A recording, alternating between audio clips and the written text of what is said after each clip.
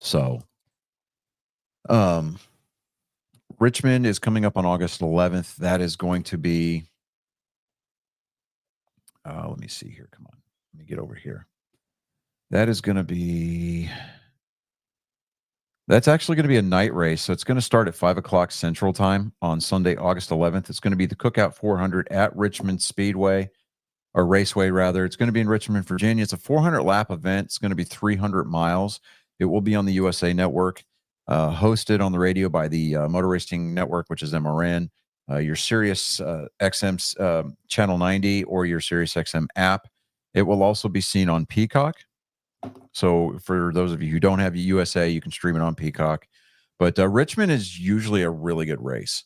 And the way that they've been doing the cutoff this year, instead of it being Daytona, the cutoff race is actually going to be at Darlington, which is going to be the September 1st. It's going to be the Cookout Southern 500.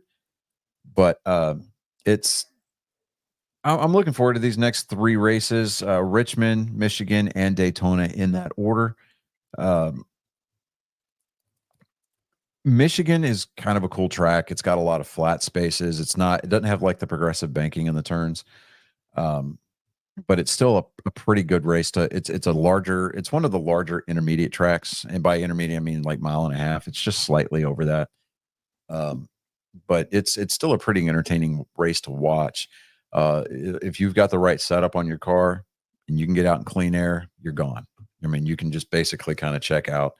As long as you hit your marks, you run your own race instead of worrying about the people behind you. Like I said, your car gets basically hooked up to a set of rails, and you can just ride around that joint pretty easily and turn in some pretty good laps. But NASCAR won't pick up its action again until August 11th. Like I said, after the Olympics have concluded. I'm not really necessarily looking forward to the Olympics, just because I'm like, big deal.